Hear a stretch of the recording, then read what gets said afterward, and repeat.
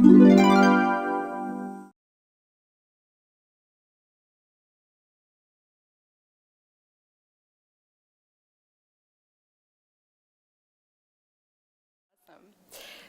when I was younger, my friend and I had a dream that we would open up our very own pie shop.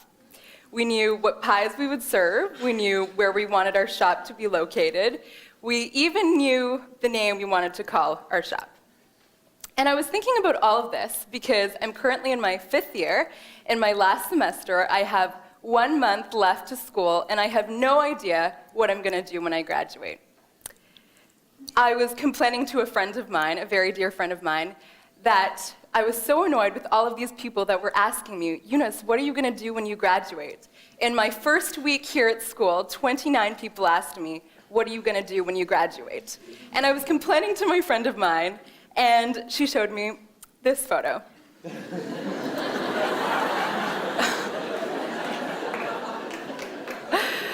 Needless to say, I was really tempted to run home and change my Facebook profile picture, but I didn't. But I did have some big questions that I wanted answered, and I wanted some career advice, some solid career advice that would guide me. So I did a quick Google search of top career advice that's out there, and let me tell you, there is a lot of advice that you do not want to go through, but I want to share some of that with you here today. One entrepreneur said that you should just do what caters to your strengths. If you're good at it, just go do it.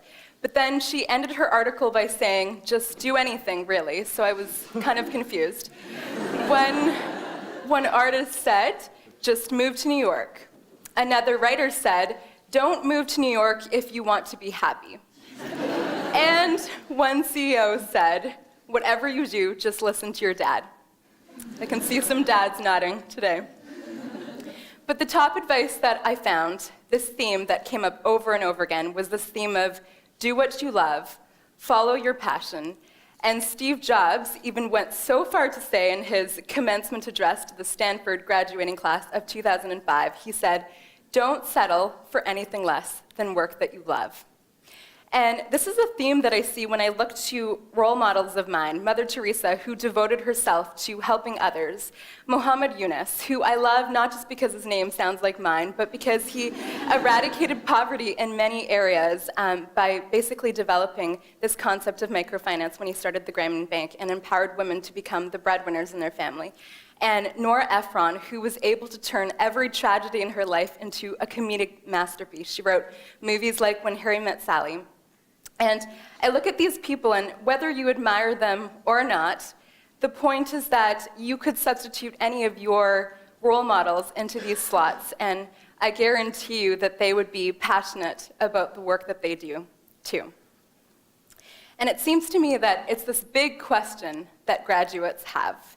It's this question of choice. Do I go down this road where I choose what I love, this passion of mine, where there's probably more uncertainty? Or do I go down this other road, get a job, find some financial security, and maybe worry about loving life later on? Which one do I choose? Or maybe I find a road in the middle if I'm lucky. For the past 3 years, I've actually erred on the side of telling students to choose their passions. In my 2nd year of university, I co-founded an amazing project called the Passion Project with a dear friend of mine and my roommate at the time, Tarini Fernando. And Tarini and I had these 2 big frustrations. It was the middle of December 2009, and if you're a student, you know this is a very bleak time. It's the middle of exams. And we just got to talking one night. We had these 2 big frustrations. We had, on the one hand, this frustration that we weren't doing what we loved anymore because we were too busy studying, and we saw our fellow students in the same predicament. And on the other hand, all of these students wanted to make a difference in their communities, but they didn't necessarily know how. And we were wrestling with these 2 questions of how do we do more of what we love and how do we make a big difference in our community? And so we thought, can we answer these 2 questions in one project? And so the Passion Project was born. We had no resources, no funding. We didn't even really know how to explain this concept that we had in our minds to our peers, but nevertheless, we went ahead with it. And we've had some amazing successes. The first event that we put on was a concert at the Pit Pub, And we got just under 100 students to come out. We raised just under $1,000 for charities that all the musicians chose. Another event that we had was a photography exhibition, which you can see in the bottom corner. And again, all the money that we raised went to charities that the photographers chose. And over the years, we wanted to move away from this financial model of doing things where we solely donated money to charities that the artists chose, and we wanted to take a more hands-on approach in how we made a difference in our community. And so we partnered with the UBC Community Learning Initiative in February of this year, and we put on a 3-day reading week project in areas of slam poetry and photography and music. And we worked with grade 6s and 7ers, I don't know if that's a word, 7ers, in a local inner-city elementary school here in Vancouver. And one of my favorite stories that came from those 3 days was there was a little guy named Sam. And Sam didn't want to share anything that he wrote in his slam poetry workshops. The poets that were in the project, Mike and Francis and Alberto, they worked with him every day. Sam, you know, it's okay, you can get up and share what you've written. And we came to the last day, and he still was reluctant to share. He was really shy. But we had an assembly that day in front of the whole school. And Sam gets up in front of the whole school and shares not just a poem, but a full-on rap. And I thought that was a huge testament to the courage that can be born if you're really passionate about something. So we've had these successes. It's been 3 years. The project is still running now, and 2 amazing women, Ritika and Effoa, now run it, and it's still going on at UBC. And all this time, I was looking at it, and I thought that we weren't doing anything wrong. I thought we were doing a great thing here. I thought that we were leading students on the right track. And then I read this article in the Harvard Business Review, and I can only compare this article to torrential rain on a beautiful summer's day. It was the type of article that I needed to take deep breaths while reading. It was the type of article that I needed to put down and go for a long walk and then come back to. And it was the type of article that really made me question if we're doing the right thing at the Passion Project. And yeah, if we're just doing the right thing and leading students on a good path. So by now you're probably wondering, if you haven't read this article, what the author of this article said. Cal Newport, a professor who wrote this article, he said 3 main things. The first is that our generation, Generation Y, so that's everyone born from 1983 to 2000, so if you're born before that or after that, you're in the clear. He said that our generation is known as lazy, as pampered, as high maintenance. Actually, one critic said that we're the hardest generation to maintain when we come into the workforce. And the New York Post called us the worst generation ever. Cal Newport then went on to say that it all boils down to the fact that our generation is entitled, and that entitlement actually comes from the fact that we've been told over and over again to follow our passions. In fact, he shows this graph from Google Analytics that shows the rise in the amount of times that the phrase "follow your passion" has been published in the English language. And as you can see, there's a dramatic increase in the years when Generation Y, our generation, was in our childhood years, when we were young and impressionable and didn't know any better and took this advice. Cal then concludes that the only solution to this problem of us being the worst generation in history, is to completely throw out this advice: follow your passion. I heard a gasp. Wow. Oh, sorry. So I was a little devastated that that was the end of it. But the first thing that really struck me was the fact that we're called the worst generation. I had no idea. One critic said that we were probably too busy at home on Facebook to really notice. So I wanted to understand if we were really the worst generation, and I wanted to kind of study the generations before us to see, are we really the worst generation?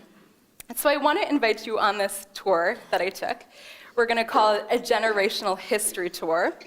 So I want you to imagine that you're in an art gallery, but instead of art on the walls, each piece of art is actually a generation. So I want you to walk with me down this long hallway that's an art gallery. And the first piece that we come to is the silent generation. That's the generation of our great-grandparents and our grandparents. They were children that grew up in times of war and depression. They were children that grew up to build great institutions and bureaucracies. And they didn't like risk. They were much more adapters. If we walk to this next picture, we see the boom generation. That's the generation of our parents, the baby boomers. They took more risks. One critic said they were self-absorbed yuppies.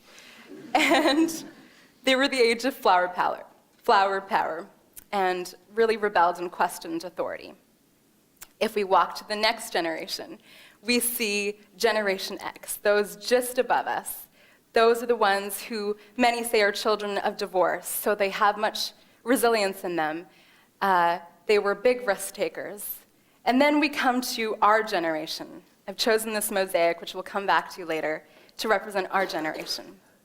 A technically savvy generation. We invented Facebook and Twitter. We demand work-life balance. And the title of this generation is the worst generation.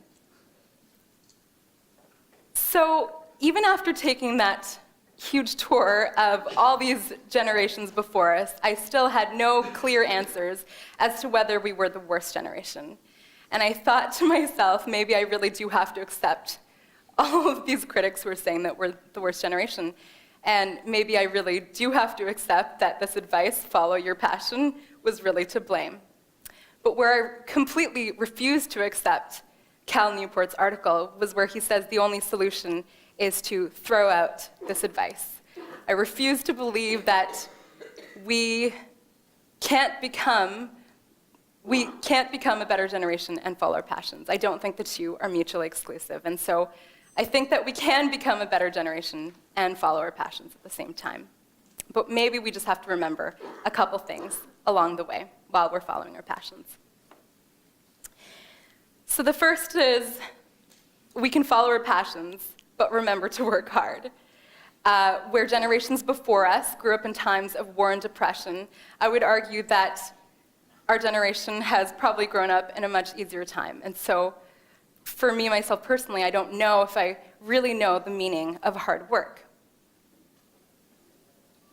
We can follow our passions, but not expect it to necessarily be our job. I went to this talk from this furniture designer named Martha Sturdy in Vancouver, and she designs amazing furniture and art. And I went to her talk expecting her to talk about her work, but instead she spent the entire talk talking about horses, which was her true passion. And it just made me realize that here's this woman who's incredibly passionate, but it wasn't necessarily her work. We can follow our passions even if we don't necessarily know what it is yet. Julia Child, this legendary woman who is known for bringing French cuisine to America, she didn't know that she loved to cook. She didn't even know how to cook until well into her mid-40s. And we can follow our passions, but we have to remember that passion is a privilege. About a year ago, Tarini Fernando, the other co-founder of the Passion Project, she wrote a blog post about how passion is a privilege, and it's something that I've taken with me all of this time. This is a photo from one of our latest events. So many of us can only follow our passions because maybe our parents worked really hard and gave us opportunities that they themselves never had. And so we can follow our passions with gratitude. Some of you in the room might be wondering, what about student loans? I have so many bills to pay. Passion is the last thing I'm thinking about. I would actually have to argue with you that you're living in one of the best times to follow your passion. There's so many examples out there of men and women who are following their passion without even leaving their responsibilities.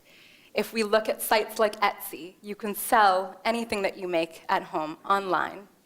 If we look at other websites like Kickstarter, men and women start businesses without any money. They just post their idea online, and people from around the world donate money to their idea. I actually also read an article about a woman who landed her dream internship just by tweeting at an executive from a major corporation. So there's so many ways in which you can reach out to communities just from where you are. You don't need to to fly to New York.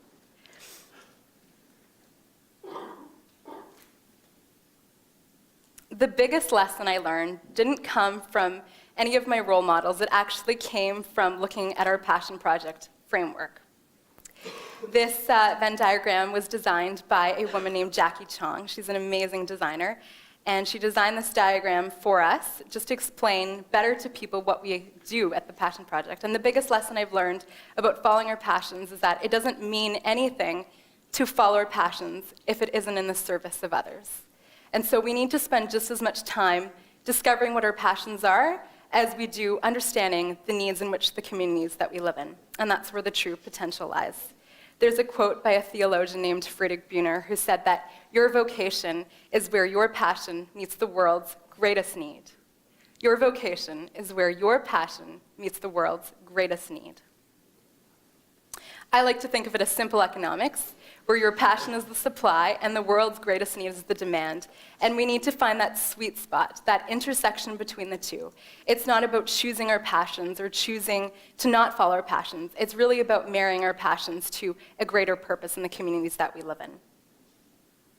As I was writing this talk, I was losing a lot of confidence in what I was saying, because when I looked to all of the people who write amazing career advice out there, they're really successful people in this world. They're people who have made it, so to speak. And who am I to be giving this advice to you when I haven't even made a dent in what I'm supposed to do when I graduate? And out of nowhere, I heard Nelson Mandela say that quote about how our greatest fear is not that we're inadequate, but that we're powerful beyond measure. And then he goes on to say, "Who are you not to be? Who are you not to be bold and beautiful?" And so I turn this question back to you. If we go back to the mosaic that I've chosen to represent our generation, I want you to imagine that you're one piece in that mosaic, one tiny piece, and you have the power to change what critics are saying about our generation that's currently called the worst generation for now. And I ask you, you little piece of mosaic, I ask you, who are you not to be? Who are you not to choose passionate and purposeful lives? And to all of those people who still ask me, Eunice, what are you going to do when you graduate? I have to tell you that I still have no idea, but I do know that I'm going to be passionate about it. Thank you very much.